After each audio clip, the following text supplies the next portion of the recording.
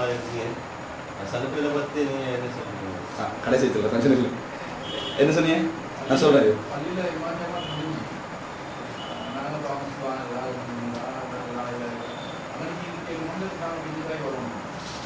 எது இல்லை, நாங்கள் எங்களோட நிற்கிற செய்கிற அளவுக்கு நாங்கள் நிற்கிறது தவறு இல்லை. ஆனால் நிற்கிறவங்க எப்படி செய்கிறாங்கன்னு சொன்னால், நிற்கிறவங்களை நான் பார்த்துக்கிறேன். அவர் இப்போ நம்ம அல்லாஹ் முஹம்மது ஸல்லல்லாஹு அலைஹி வஸல்லம் சொல்லிக்கிட்டு இருக்கோம், அவர் சுப்ஹானல்லாஹ் ஆண்டுவார். அப்போ இவங்க தனிப்பட்ட ரீதியாக சுப்ஹானல்லாஹ் சொல்கிற மாதிரி சுப்ஹான், ஏன்னா மக்களோட சேர்ந்து வராங்களா சுப்ஹானல்லாஹ் சுப்ஹானல்லாஹ் சுப்ஹானல்லாஹ், அவங்களும் சுப்ஹானல்லாஹ் சொல்கிறார், இவரும் சுப்ஹானல்லாஹ் சொல்கிறாரு. பார்க்குற மக்களுக்கு சமணா வழங்கு எல்லாம் முடிஞ்சாலும் அவர் கூட்டு துவா கேட்கல, இவர் தனியாக துவா கேட்கிறாரு. ஆனால் இவர் அந்த துவா கேட்கிறார். இது தேவையான சரியா? இது என்னத்துக்கு இந்த தக்சீரை ஏற்படுத்துறீங்க? கூட்டுதுவா விதத்தில் விளக்கு தானே. அப்பயே அந்த எண்ணிக்கையை பெருசாக காட்ட பார்க்குறீங்க. பிள்ளை விதத்து குறைஞ்சிக்கிற போகிற டைமில் எலும்பி பின்னால் போய் இருந்தா நம்ம எதிர்ப்பை காட்டுறோம்னு ஒரு அளவாவது இருக்குமே. இது பிள்ளைன்னு எதிர்ப்பு காட்டுறது அல்லாஹ்வால கூட்டுதுவா போல இருக்கவே கூடாது. அதான் மிச்சம் கூட்டுதுவாக்கா அங்கே மஜ்லிஸுக்குள்ளால் எப்படி குரோஸ் பண்ணிக்கணும் வாரதில்லை. சிலவங்க அந்த டைமில் பார்த்து நடு ரோட்டில் வர மாதிரி என்னது அதுவும் இல்லை.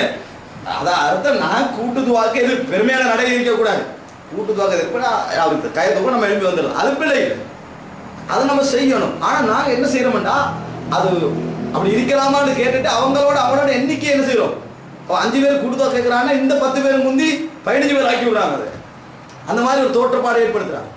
அது பிள்ளை. மற்றது நாங்கள் பள்ளிக்கு போகிறதுக்கு விதத்துவாய்க்கு பின்னால் தொழுகிறதுக்கு இல்லை, குர்ஆன் சுன்னா பின்பற்ற இல்லைன்றதுனால தான் போகிறோம். அப்போ சலாம் கொடுத்துட்டு எழுதி வந்து வீட்டில் திக்ர் செஞ்சாலும் பரவாயில்ல. அதுக்கு ஒரு வழக்கம் சொல்லுவாங்க தெரியுமா? பார்த்தீங்களா, அந்த நாங்கள் தௌஹி சகோதரர்கள்லாம் இந்த சலாம் கொடுத்துன்னு பேத்துடுறாங்க, சுப்ஹானல்லாஹ் அல்ஹம்துலில்லாஹ் சொல்லி குறை சொல்கிறாங்க. சொன்னா இப்போ என்ன அப்படி குறை சொன்னால் என்ன? அல்லாஹ் ரசூல் எங்கேயா குறை சொன்னாங்களா? அப்படி குர்ஆன்ல ஹதீஸ்ல உள்ள செய்தியை மட்டும் தான் நாங்கள் பார்க்கணும். அல்லாஹ்வும் ரசூல் ஸல்லல்லாஹு அலைஹி எங்கேயாவது சலாம் கொடுத்து எழுப்பி போனவரை டிபேட் சுப்ஹானல்லாஹ் சொல்லிட்டு போங்க சொன்னாங்களா? அப்படியே சிறப்பு என்னது? அந்த டைம்ல ஒரு நாள் சொல்ற ரசூலாங்க சலாம் கொடுத்து போட்டு இருந்து சுப்ஹானல்லாஹ் சொல்லுடைய சிறப்பு என்ன தெரியுமா? ரசூலுல்லாஹ் சொல்லவே இல்லை. ஒரு பயான்ல சொல்லிப்பாங்க, வேறொரு இடத்துல சொல்லிப்பாங்க, அதை நிறைய பேர் செஞ்சு கட்டிப்பாங்க, செய்யாமே போவாங்க. ரசூலுல்லாஹ் அந்த இடத்துல இருந்து பார்க்குறோம், நாங்கள் தொழுகின்ற பொழுது சலாம் கொடுத்தோன்னே போய் விடுகிறார்கள், பள்ளிக்கு வரணும் வராமாக்கி விடுறாங்க. ஏன்னா இந்த சுண்ண தொழுகையும் பார்க்குறாங்க, முன்னுக்கும் பார்க்குறான் பின்னுக்கும் பார்க்குறான், நான் தொழாம போனால் சுண்ண தொழுவில் நினைக்கிறாங்க, அதனால வீட்டில் தொழுகிறோன்னு நினைக்கிறாங்க. என்னத்துக்கு இந்த கால்குலேஷனை போட்டு குந்திட்டிக்கிறோம்? நாங்கள் 5 நேரம் பள்ளிக்கு வரான், முன் சப்பில் தொழுகிறான், முடிஞ்ச அளவு தொழுவிட்டு போகிறான், முடிஞ்சுதானே? அவன் திக்ரு செய்யறது திக்ரு செய்யாத அவனோட உள்ளது. திக்ரு செய்கிற ஆக்கள் தானே, அவங்க அதை இருந்துட்டு பார்க்குறேன், இவன் திக்ரு செய்யல, இவன் திக்ரு செய்யல, அவன் திக்ரு செய்யலாம் 5 நேரம் தொழுதான் தானே. ரசூலுல்லாஹி ஸல்லல்லாஹு அலைஹி வஸல்லம் அவங்கள்ட்ட வந்து ஒரு ஆள் கேட்குறாரு, நான் 5 நேரம் தொழுது மாதம் நோம்பு பிடிச்சி ஹஜ்ஜி செஞ்சு ஜக்காத்தும் கொடுத்தா வேறு ஏதாவது கடமையாங்க இல்லைன்னாங்க. நீங்கள் இதை செஞ்சால் அவர் சொர்க்கம் நுழைந்து விடுவா. அப்போ இதை சொல்லிட்டு ரசூலுல்லாஹ் சுப்ஹானல்லாஹ் சொல்றதை பார்த்துருப்பாங்களா? இல்லை.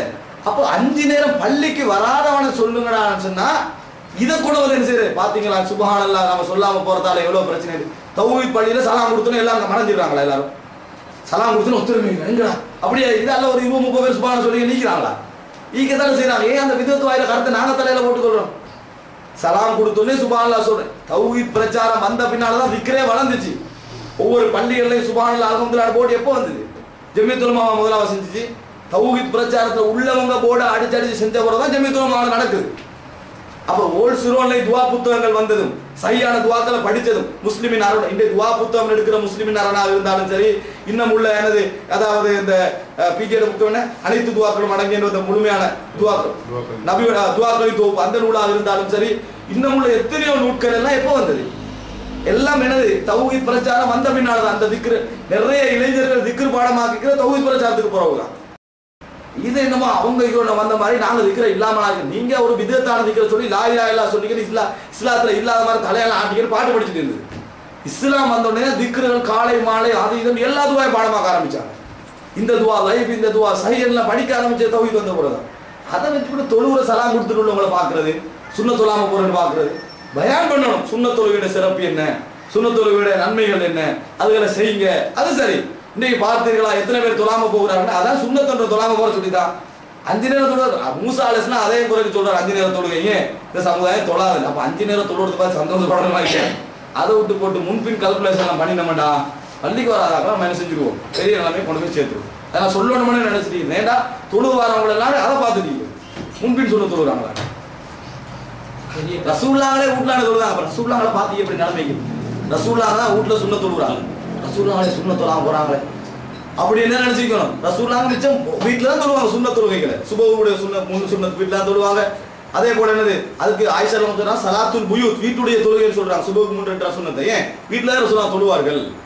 அப்ப இதெல்லாம் காணலையே, அப்ப அதுக்கு என்ன விளக்கம் சொல்றது, அதெல்லாம் பரலாற்றமான நிலைமைக்கு என்ன செய்யக்கூடாது, போகவே கூடாது.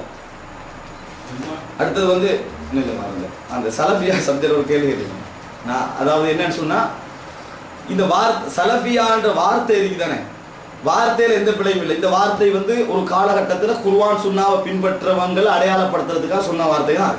அதான் நிறைய அகீதத்து சலஃபியான நீங்க நிறைய புத்தகங்களை பார்ப்பீங்க, அகீதத்து சலஃபியா சலஃபி கொள்கை அப்படின்னு சொல்லி இந்த பேரை வந்து தவறான முறையில் அறிமுகப்படுத்துன்னு ஸ்ரீலங்கா. ஆனா இஸ்லாமிய வரலாற்றில் இமாம் குர்ஆன் சுன்னாடு பேசக்கூடிய எல்லா அறிஞர்களையும் எடுத்து பார்த்தீங்கன்னு சொன்னா என்னது சலஃபி என்ற வார்த்தை நிறைய யூஸ் பண்ணிப்பான். இப்போ இமாம் இப்னு தைமியால பேசக்குள்ள அகீதத்து சலஃபியா என்று பேசுவார், இப்னு கையம் ஜோசிஃபேக்குள்ள அகீத் சலஃபியான்னு பேசுவார். அதே போல முகமது அப்துல் வஹாப் பேசக்குள்ள அகீத் சலஃபியான்னு பேசுவார். அதுக்கு முன்னால் இமாம் தஹாபி சில அறிஞர்களோட வரலாறு சொல்லக்குள்ள வக்கான சலஃபியன் இவர் சலஃபியா இருந்தான்னு பேசுவார். இது எல்லாம் இந்த சலஃபியா என்ற இந்த வார்த்தை எல்லாமே தௌஹீதுல இருக்கக்கூடியவர்களுக்கு அரபு உலகத்தில் பாதிக்கப்பட்ட வார்த்தை தான். தௌஹீதுல இருக்குதானே, தௌஹீதுல இருக்கின்றவர்களுக்கு அரபு உலகத்தில் பாதிக்கப்பட்ட, ஏன்னா அங்க தௌஹீதின்னு சொல்றே நான் தௌஹீதி அப்பதான் தௌஹீத்வாதின்னு சொல்லலாம். ஆனா முவஹீத் நான் ஒருமைப்படுத்துகின்றவர்கள் சொல்ல மாட்டாங்க, தௌஹீத்வாதின்னு சொல்லுவாங்க. அப்ப உதாரணமா மதரசாக்களுக்கு அரபியல் வருவாங்க விளங்கப்படுத்துறதுக்கான்னு சொல்றேன். ஐநல்லான்னு கேட்பான், அல்லாஹ் எங்க இருக்கிறான், அல்லாஹ் அலல் அரஷ், மாணவர்களே அல்லாஹ் அலல் அரஷ், அல்லாஹ் அரசின் மீது இருக்கிறான், அந்த சலஃபி என்று நீங்க சலஃபிதா என்னத்தை சொல்றாங்க, நீங்க வந்து சஹாபாக்களை தக்லீத் பண்ணுகிறீர்கள் அப்படின்றத சொல்றாரு. என்னது சொல்றா நீங்க சரி, அப்ப நீங்க சஹாபாக்கள் இருந்த கொள்கையில இருக்கிறீங்க. சஹாபாக்கள் என்ன கொள்கையில இருந்திப்பாங்க, சரியான கொள்கையில இருந்திப்பாங்க, வழிகட்ட கொள்கை சஹாபாக்களுக்கு இல்லையே, அந்த கொள்கையில நீங்க இருந்திருக்கிறீங்கன்னு சொல்றதுக்கு தான் அந்த சலஃபி. இந்த பிற்காலத்து உருவாயின கொள்கையில நீங்க இல்ல, ஆரம்பத்துல ரசூலுல்லாஹ்வோட நபித்தோழர்கள் இருக்கக்கூடிய என்ன கொள்கையில இருந்தாங்க அந்த கொள்கையில நீங்க இருக்கிறீங்கன்றதுக்கு தான் இந்த சலஃபியான்ற பதம் என்ன செஞ்சுக்குது யூஸ் பண்ணப்பட்டிருக்கு. நீங்க அதை எங்க எடுத்தாலும் இந்த ஸ்ரீலங்காவை விட்டு போட்டு அரபு நூல் எல்லாம் துவக்க சொல்லுவோம், சலஃபியாண்டு வரக்கூடிய அரபு நூல் எல்லாம் துவக்க சொல்லுவோம். எல்லா இடத்துலயும் சலஃபியா என்ற வார்த்தை எதுக்கு யூஸ் பண்ணிக்கன்னு காட்டுவோம், சஹாபாக்களை தக்லீத் பண்றதுக்கு யூஸ் பண்ணிக்காண்டு எங்கேயும் இல்லை, எங்கேயுமே என்னது எங்கேயும் காட்ட முடியாது. அப்படி கொள்கையில நபித்தோழர்கள் எந்த கொள்கையில இருந்தாங்களோ, நபித்தோழர்கள் எந்த கொள்கையில எந்திப்பாங்க, அல்லாஹ்வும் ரசூலும் சொன்ன கொள்கையில எந்திப்பில்லை, அவங்க வழிகட்டவங்க ஆயுமே, அவங்க வழிகட்ட கூட்டம் இல்லை. அந்த கொள்கையை சுட்டி காட்டுறதுக்காக சலஃபி என்று யூஸ் பண்ண ஆரம்பிச்சாங்க. ஹலஃபி என்று சொல்லுவாங்க, அதுக்கு மாத்தமா ஹலஃபி என்ன தெரியுமா, பிற்பட்ட காலத்தில் உருவாகின கொள்கைகள். சலஃபிக்கு மாத்தமானது ஹலஃபி என்று அர்த்தம். இதுக்கு தான் அதை சொல்லுவாங்களே ஒழிய இது மாதிரி அது மட்டுமல்ல, இந்த வார்த்தை மட்டுமல்ல, அஹ்லு சுன்னா வல் ஜமா இந்த வார்த்தை யூஸ் பண்ணப்படுதானே, அதையே யூஸ் பண்ணப்படுது தெரியுமா, அஹ்லு சுன்னா வல் ஜமாஅன்னு சொன்னா சுன்னத்தை பின்பற்றக்கூடியவர்கள். சுன்னத்தை இன்னைக்கு நம்ம என்ன நினைக்கிறோம்னா சில மசாயில் கலாபியாக்கள் மசாயில் அன்றைக்கு சுன்னான்றது அதுக்கு யூஸ் பண்ணப்படலை, சரியான அகீதாவுக்கு தான் யூஸ் பண்ணப்பட்டுச்சு, சரியான கொள்கைக்கு யூஸ் பண்ணப்பட்டுச்சு. உதாரணத்துக்கு சொல்றேன், இமாம் அஹ்மது பின் ஹம்பல்ட மகன் ஒருத்தர் யார் அப்துல்லா, அவர் ஒரு புத்தகம் எழுதினார் சுன்னாண்டு.